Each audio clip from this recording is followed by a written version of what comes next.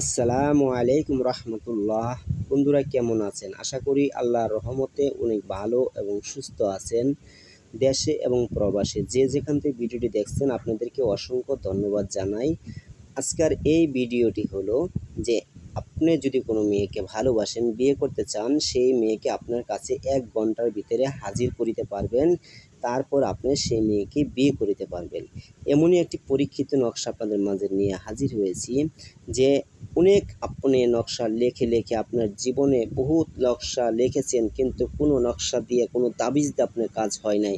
ইনশাআল্লাহ আপনি এই নকশাটি আপনি একবার শুধু প্রয়োগ করে দেখেন, 1 ঘন্টার ভিতরে সেই মেয়েটা আপনার কাছে এসে হাজির হবে। তো যাই হোক, এমন একটি পরীক্ষিত নকশা নিয়ে হাজির হয়েছি যে কিছু বন্ধুরা আছে যে আসলে মন থেকে কোনো মেয়েকে ভালোবাসে, বিবাহ করতে চায়, জীবন সাথী করতে চায়, যে তারা অনেক কবিরাজি পেয়েছে, অনেক জায়গায় দৌড় পেরেছে, কিন্তু কোনোটাই কাজ হচ্ছে না। ওই মেয়েটাকে বিবাহ করতে পারতেছে না। যদি এরকম হয়ে থাকে, কিবা দেখা যায় যে আপনি তাকে ছাড়া বাঁচতে পারতেছেন না, তাকে আপনার জীবনে লাগবেই, যে আপনি মনে প্রাণে ভালোবাসেন, কিন্তু সেই মেয়েটা আপনাকে ভালোবাসে না, অহংকার দেখায়, সেই মেয়েকে আপনি 1 ঘন্টার ভিতরে আপনার কাছে এনে হাজির করে আপনি বিবাহ করতে পারবেন ইনশাআল্লাহ। এমনই পরীক্ষিত একটা নকশা নিয়ে হাজির হয়েছি।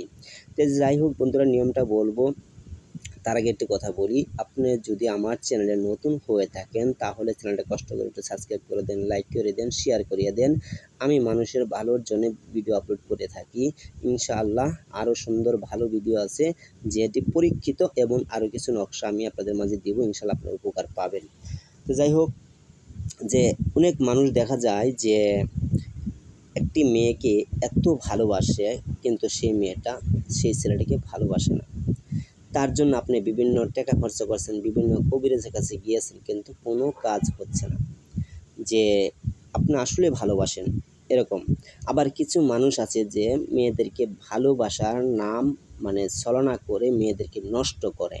এরকম যদি হয়ে থাকে আমি বলবো আপনি আমার ভিডিওটা দেখেন না, কারণ যাদের মনটা ভালো, বিয়ে করার উদ্দেশ্য, তারাই শুধু এই নকশাটি লিখতে পারবেন, তাছাড়া আর কারোর জন্য অনুমতি নাই।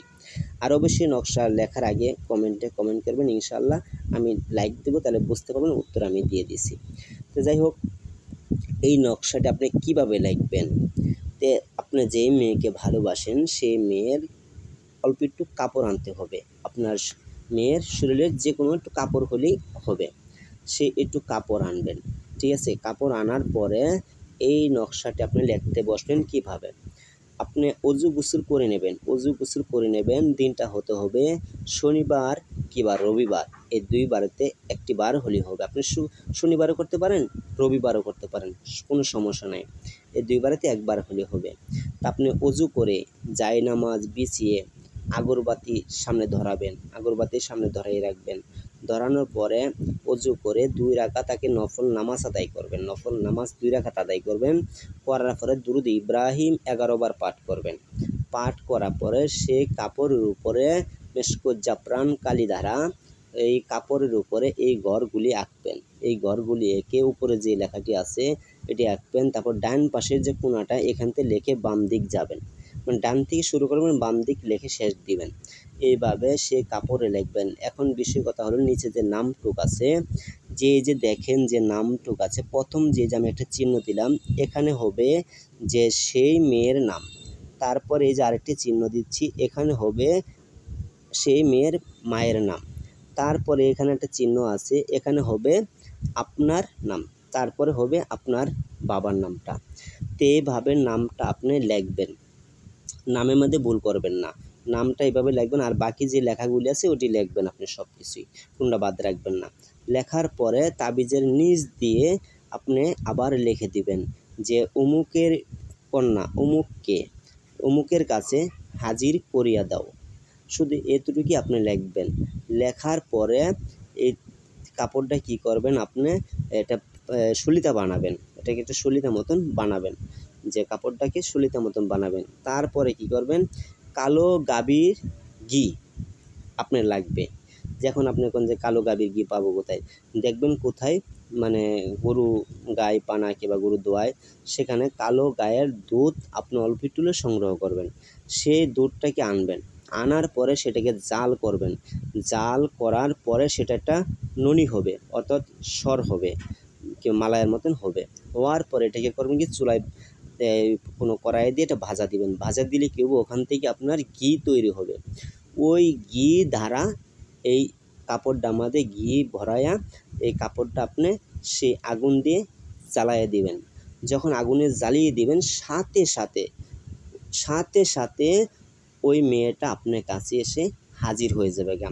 এটা এক বিন্দু দেরি হবে না। যখন আপনি জ্বালায় দিবেন সাথে সেই মেয়েটা আপনার কাছে এসে হাজির হয়ে যাবে গা। এখন আপনি যত তাড়াতাড়ি চালাতে পারেন তত তাড়াতাড়ি আপনার কাছে হাজির হবে। তবে হ্যাঁ, একটা কথা বলি, যদি আপনি ভালোবাসেন তাহলে এটি করবেন, আর যদি ভালো না বাসেন তাহলে করবেন না। একটা মেয়ের জীবন নষ্ট করবেন না। যদি নষ্ট করেন তাহলে আপনার বড় ধরনের একটা ক্ষতি হয়ে যাবে গা। কারণ এই তাবিজের একটা মুয়াক্কেল আছে, সেই মুয়াক্কেলটা যখন দেখবো আপনার সেই মেয়েকে নষ্ট করছেন, ক্ষতি করছেন, তখন সেই মুয়াক্কেলটা আপনার উপর হামলা করবে, অর্থাৎ আপনাকে ক্ষতি করতে পারে। তাহলে কিন্তু আমার চ্যানেলও দায়ী থাকবে না, আমিও দায়ী থাকবো না। আমি এই ভিডিওটা উদ্দেশ্য হলো যে সকল মানুষের ধোঁকা খাইতেছে, বিভিন্ন টাকা পয়সা নষ্ট করছে, কোনো কাজ হচ্ছে না, তাই আমি এটি আপনাদেরকে দিলাম। আপনারা এভাবে ব্যবহার করবেন।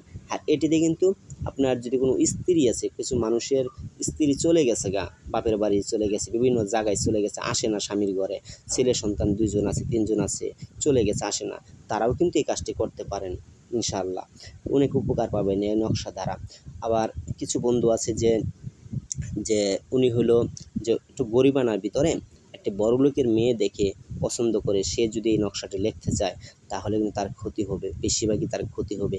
কারণ যে এই তাবিজের মুয়াক্কেল আছে সে কিন্তু জানে, দেখবে যে এই ছেলেটা কি আর এই মেয়েটা কি। বড়লোকের মেয়ে কখনো আপনার এই কাজটি করবেন না। আপনি যেমন যোগ্য অমন যোগ্য দেখে আপনি এটি করবেন, তাছাড়া করতে যাবেন না। তাবিজ লিখতে গেলে অনেক হিসাব করে করতে হবে, কাউকে ধোঁকা দেওয়া যাবে না, তাহলে হবে না। আর এই তাবিজটি লেখার আগে অবশ্যই দুরুদ ইব্রাহিম 11 বার পড়বেন এবং শেষেও 11 বার দুরুদ ইব্রাহিম আপনার পাঠ করতে হবে, তারপরে তাবিজটি লিখবেন। যাই হোক বন্ধুরা, ভিডিওটি আজকের মতন এই পর্যন্তই। যদি আপনাদের ভালো লাগে অবশ্যই তাহলে চ্যানেলটিকে সাবস্ক্রাইব করবেন, লাইক করবেন, শেয়ার করবেন। আর আপনাদের কেমন ধরনের ভিডিও প্রয়োজন আমাকে বলবেন, আমি সে ধরনের ভিডিও আপলোড করব। তবে হ্যাঁ, মানুষের উপকারের জন্য দিব, আপনারা কারো ক্ষতি করবেন না। যে ক্ষতি করেন তাহলে আমি দিব না ইনশাআল্লাহ। সকলে ভালো থাকবেন। আল্লাহ হাফেজ।